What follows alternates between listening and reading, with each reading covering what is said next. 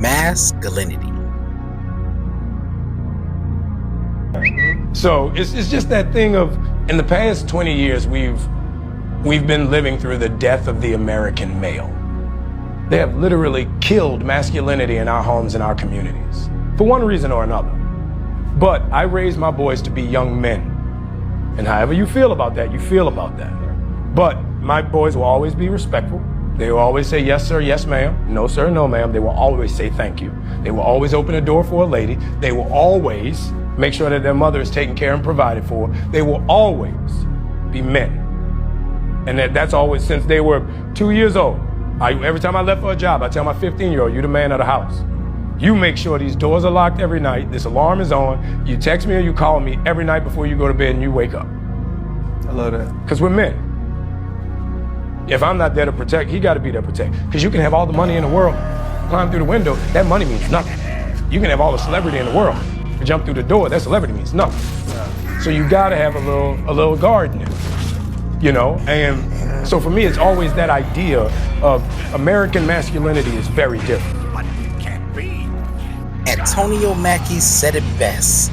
The American masculine male is dying. But why? Well, I'm not here to answer that. But I am here to ask the question, where does masculinity come into play when it comes to mental health? 2 words, emotional resilience. This isn't the time for thinking.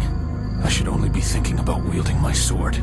Emotional resilience is the ability to adapt to stressful situations, manage emotional responses, and recover quickly from setbacks without letting them define you and I.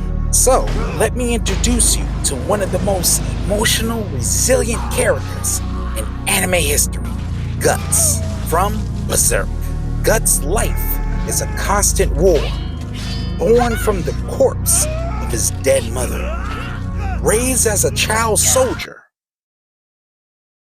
betrayed by his closest friend and comrade. If you think this man your friend, then know this. When you regard one another as brother, and this man's ambition crumbles, it is your destiny to face your death. You cannot escape your fate. And forced to watch his entire crew slaughtered in front of him. And forced to watch his love interest right in front of him by the very same friend who betrayed him, who sacrificed his friends for ambition and power. My mom ain't here. My mama was sacrificed. Me too. You understand? Yeah, I'm appreciative. Michael Jordan, what about him? His daddy, right? Bill Cosby, his son, right? Dr. Dre, his son. You know, out in Hollywood, a lot of people come up missing. Feels like it might be a lot of that in order to control, traumatize. Guts knows pain. He knows trauma. And he knows loss. But here's the thing. Guts never folds. He doesn't run from the pain. He doesn't let it define him. He feels it. He faces it, and he pushes forward. That's emotional resilience. But I'll give you my take on it, right?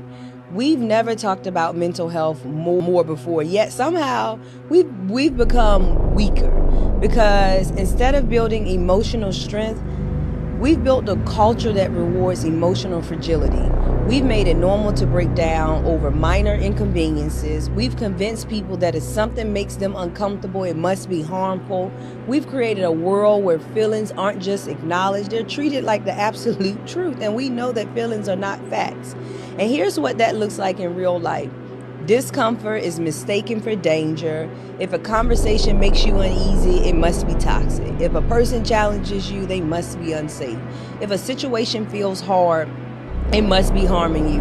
Boundaries are also being used as walls. Instead of learning how to have difficult conversations, we shut people out completely. Instead of addressing issues, we disappear and call it self-preservation, or I'm protecting my peace or my mental health. Struggle is now being labeled as a crisis. We've also blurred the lines between real hardship and normal life challenges.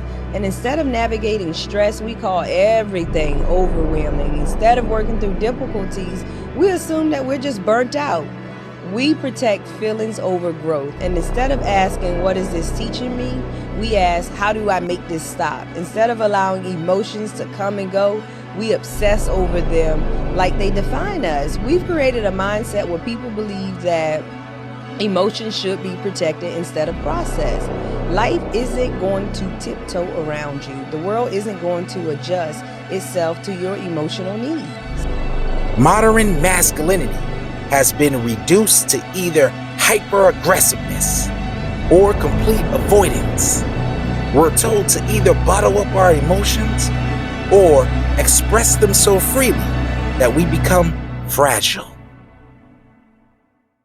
But real strength is found in balance.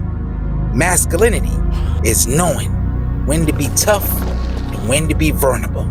Masculinity is a mentality. Guts cries. He grieves, but he never folds.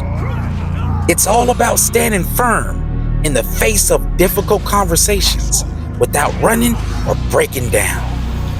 And if you do break down, that's okay, as long as you get back up and stand firm for the next battle.